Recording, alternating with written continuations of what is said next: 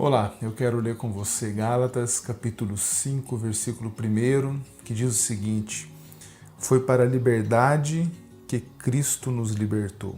Portanto, permaneçam firmes e não se deixem submeter novamente a um jugo de escravidão. O pastor Timothy Keller, quando vai comentar esse versículo, diz que tudo relacionado ao Evangelho é liberdade, ou seja, o Evangelho é uma mensagem de libertação. O Evangelho tem no seu conteúdo uma mensagem que nos leva a sermos livres. Nós somos libertos a partir da realidade do Evangelho. Aliás, é isso que o apóstolo Paulo está dizendo. Ele está dizendo que Cristo nos libertou para a liberdade. Foi para a liberdade que Cristo nos libertou. Ou seja, liberdade aqui é tanto um substantivo quanto o verbo. É o meio e o fim para aquilo que o Evangelho está nos chamando, para essa nova realidade que o Evangelho está nos chamando. E essa é uma realidade que já foi consumada, uma realidade que já está resolvida. Está no passado, Cristo já nos libertou, nós somos feitos livres. E quando nós olhamos para essa mensagem, muitas pessoas podem achar que ela é um convite a que nós vivamos de qualquer maneira, a que a gente tenha uma vida de acordo com aquilo que dá na nossa telha. E não é bem isso que o apóstolo Paulo está dizendo aqui, muito pelo contrário. A libertação do Evangelho, ela acontece pelo menos em duas direções. A primeira direção é com relação à nossa vida pregressa, aquilo que nós vivemos antes de nos encontrar com Jesus. É isso que Paulo está dizendo aqui também aos irmãos da Galácia, às pessoas dessa igreja para quem ele está escrevendo essa carta. Essas pessoas eram pagãs, eles tinham práticas anteriores ao seu encontro com Jesus que não estavam de acordo com a palavra de Deus, que não eram práticas que agradavam a Deus, que glorificavam a Deus. E o seu paganismo, o paganismo dessas pessoas os escravizava. Eles estavam presos àquelas práticas que desonravam o nome de Deus e que faziam com que eles tivessem uma vida desalinhada aos propósitos de Deus. Então o Evangelho vem, a mensagem do Cristo vem, essas pessoas se encontram com Jesus e elas são então libertas. Elas agora não estão mais presas àquelas práticas que desagradam a Deus. Da mesma maneira comigo e com você. O nosso passado, ele pode ser marcado por práticas que desagradam a Deus. A Bíblia é enfática em dizer que nós estávamos mortos em nossos delitos e pecados. Nós não só estávamos mortos como no sentido de pessoas que estão desprovidas de vida e precisavam então de um toque para que pudessem ressuscitar, para que pudessem renascer, para que pudessem ser feitas novas todas as coisas naquela existência que estava morta. Mas nós estávamos mortos no sentido de que nós estávamos presos em nossos delitos e pecados. Nós não conseguíamos nos libertar das práticas que nos afastam de Deus, que nos desumanizavam, que deterioravam as relações humanas, enfim, as práticas que iam contra o caráter de Deus. Mas o Evangelho, a mensagem do Cristo, nos trouxe para a vida. E nós fomos libertos da morte, nós fomos libertos da escravidão do pecado. Esse é um dos sentidos dessa liberdade que o Evangelho nos traz. Nós não mais precisamos viver presos a nenhum tipo de pecaminosidade, a nossa própria pecaminosidade, a nenhum tipo de prática do pecado. O Evangelho nos liberta, nós não somos escravos do pecado. Mas existe um outro movimento do Evangelho de libertação. E esse outro movimento, ele tem a ver com a religião. Porque esses irmãos da Galácia, se nós lermos aqui o contexto dessa carta, eles são persuadidos por pessoas a viverem a prática da lei de Moisés. Havia pessoas que diziam para eles que não era suficiente crer em Jesus, mas que eles deveriam ser obedientes à lei, que eles deveriam cumprir toda a lei de Moisés para que pudessem ser salvos. E o que Paulo está dizendo aqui é que Cristo basta. Nós não precisamos fazer mais nada para sermos salvos e para sermos libertos, além de crer no sacrifício de Jesus no nosso lugar. É a fé que mantém a nossa salvação e não a nossa performance.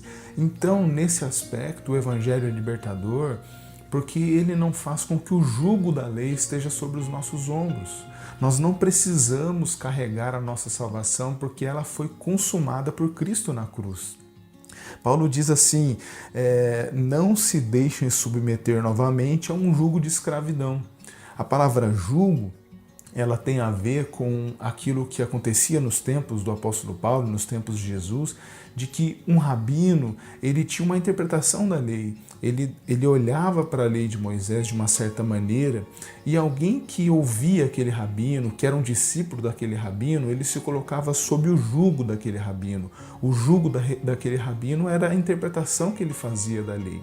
Mas Jesus, ele sempre foi muito enfático em nos mostrar nos evangelhos que os fariseus, os mestres da lei, eles escravizavam as pessoas. O jugo que esses rabinos, que esses mestres da lei, fariseus, o jugo que eles colocavam sobre as pessoas escravizava as pessoas. Elas não conseguiam cumprir as rígidas normas que eles estabeleciam. Então, elas se tornavam escravas daquela vida, eles não conseguiam resolver, não conseguiam viver. E o que o Evangelho faz é nos libertar também do jugo da religião. Nós não somos presos a nenhum código moral, não é isso que determina a nossa salvação. O que define a nossa salvação é a fé no Cristo ressurreto, que pagou os nossos pecados na cruz do Calvário, e porque nós cremos em Jesus, nós temos vida e vida em abundância, nós temos salvação, e isso é libertador. E por isso o apóstolo Paulo está dizendo para aqueles irmãos, olha, não se deixem submeter novamente a um jugo de escravidão. Ou seja, antes vocês eram escravizados pelas práticas pagãs, vocês eram escravizados pela vida de pecado que vocês levavam. Mas vocês também não podem se deixar levar por uma vida escravizada pelo legalismo, pelo moralismo.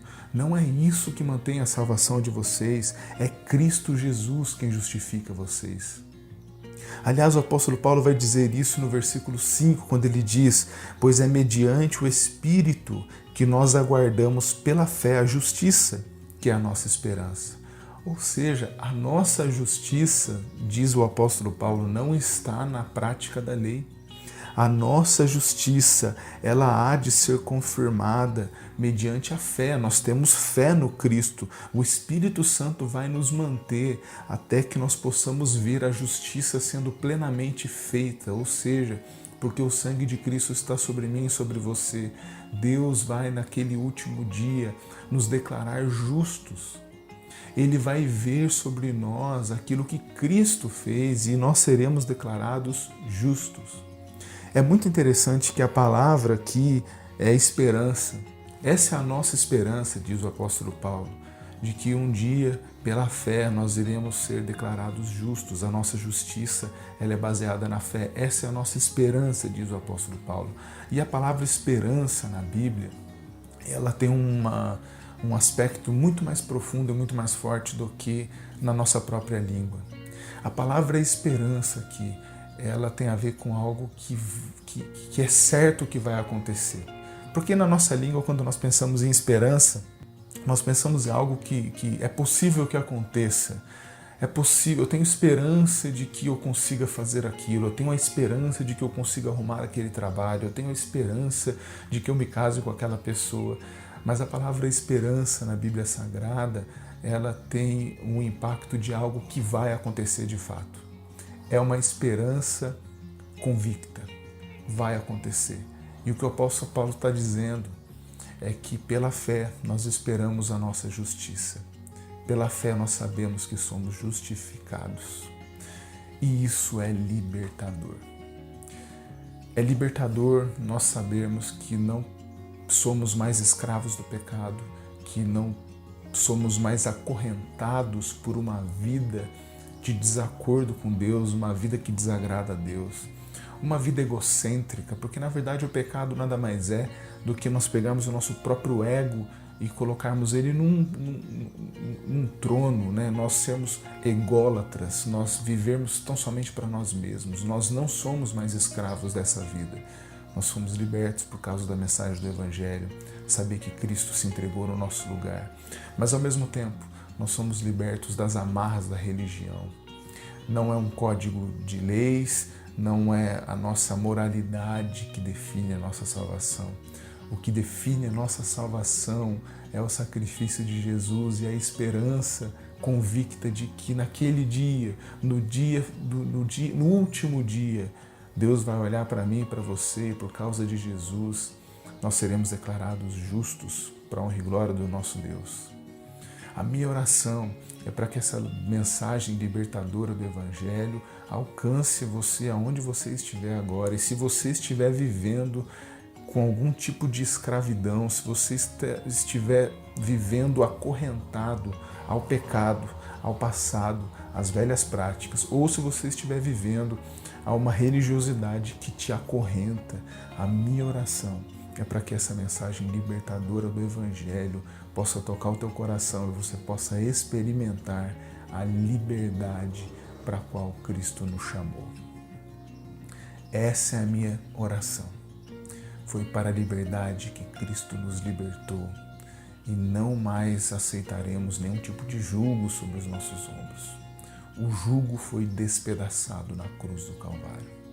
A minha oração é para que você experimente essa liberdade e viva essa liberdade para a honra e glória do nosso Senhor. Essa é a minha oração e eu espero que seja a sua também.